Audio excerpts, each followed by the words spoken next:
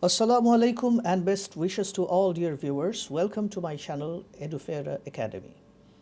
আজ আমরা আলোচনা করতে যাচ্ছি বিখ্যাত এবং ওয়ার্ল্ড রিনাউন্ড ইংলিশ ড্রামাটিস্ট এবং পোয়েট উইলিয়াম শেক্সপিয়ারের সনেট নিয়ে।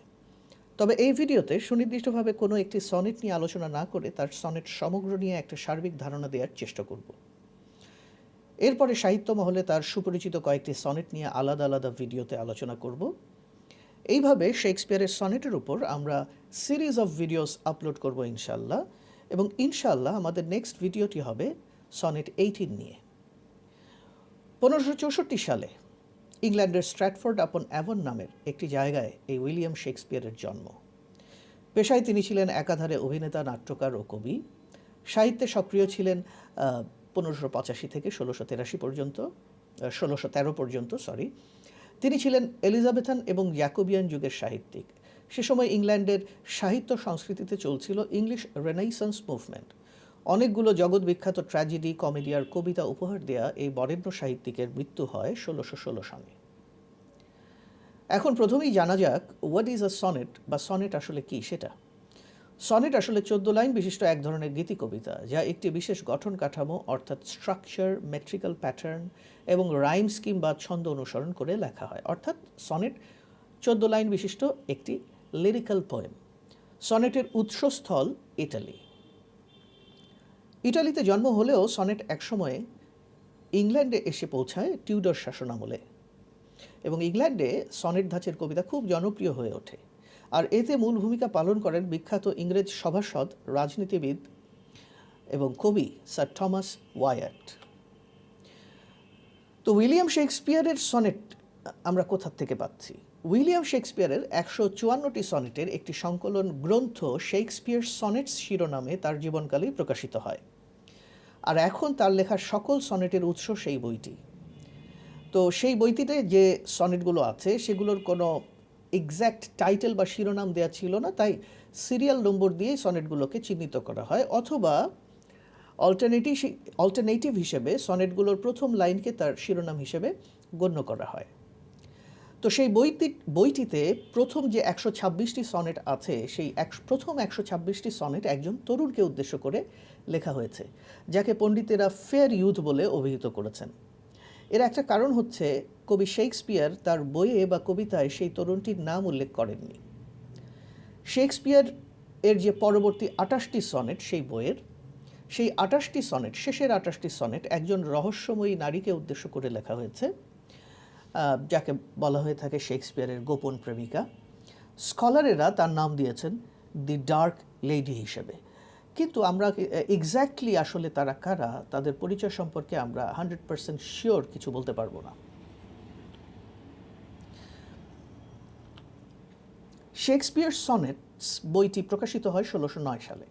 এই বইটির শুরুতে যাকে উৎসর্গ করে বইটি লেখা হয়েছে তার নাম উল্লেখ না করে তার নামের ইনিশিয়াল অর্থাৎ অধ্যক্ষর উল্লেখ করেছেন কবি শেক্সপিয়ার, এবং সে দুটি ইনিশিয়াল হচ্ছে WH।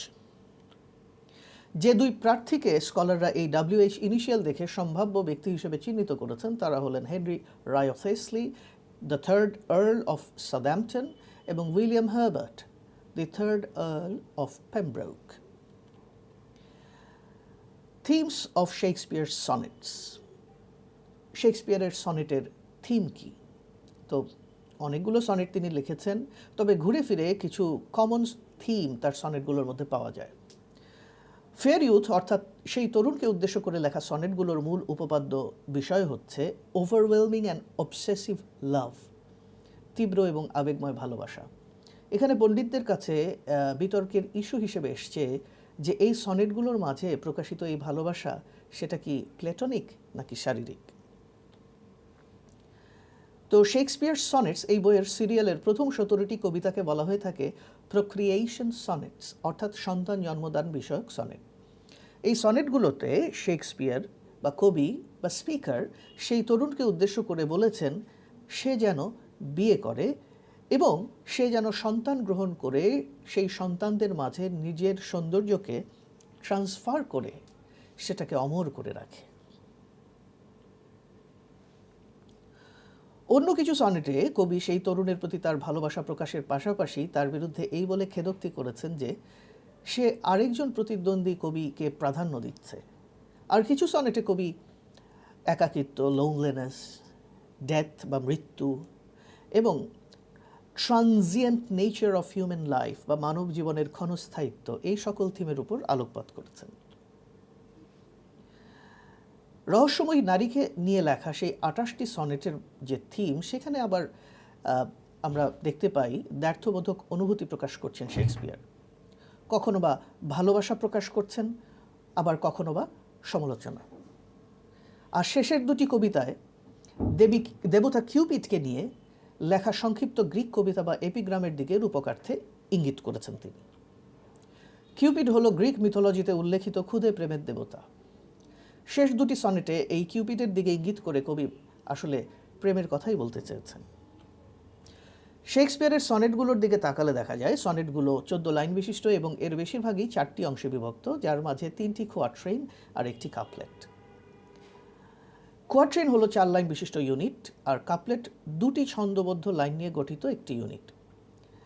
তো শেক্সপিয়ারের লেখা সনেটগুলোতে এরকম আমরা 4টি পার্ট পাই। প্রথম 3টি পার্ট কোয়াট্রেইন, ফার্স্ট কোয়াট্রেইন, সেকেন্ড কোয়াট্রেইন, থার্ড কোয়াট্রেইন, এবং লাস্ট পার্ট বা ফোর্থ পার্টটি হচ্ছে একটি কাপলেট। এই ধরনের সনেটকে ইংলিশ সনেট বা শেক্সপিয়ারিয়ান সনেটও বলে। এই ধরনের সনেটের রাইম স্কিম বা ছন্দের প্যাটার্ন হচ্ছে AB AB, CD CD, EF EF এবং জিজি।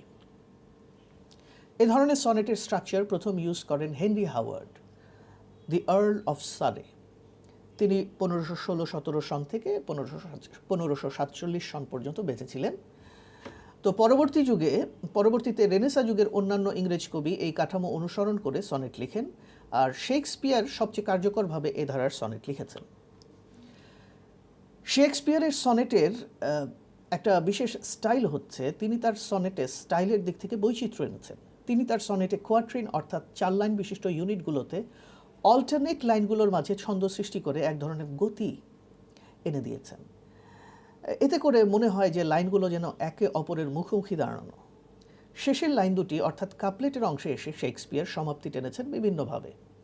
কখনো বা কোনো ন্যারেটিভের বক্তব্য বা তর্কের সুন্দর পরিসমাপ্তি দেখিয়ে তিনি উপসংহার টেনেছেন।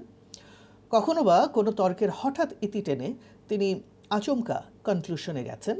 আবার কখনো কোয়াট্রেইনে যা বলেছেন কাপলেটে সেই বক্তব্যের সুর উল্টে দিয়ে উপসংহার বা কনক্লুশনে তিনি চমক দেখিয়েছেন। কখনো বা তিনি কাপলেটে বা উপসংহারে এসে একটা এমফ্যাটিক স্টেটমেন্ট বা ডিক্লারেশনের মাধ্যমে সনেটকে শেষ করেছেন। তো আজ এ পর্যন্তই। আমরা নেক্সট ভিডিওতে আলোচনা করব উইলিয়াম শেক্সপিয়ারের বিখ্যাত সনেট 18 নিয়ে। তো এই সনেটের আরেকটি অল্টারনেটিভ টাইপ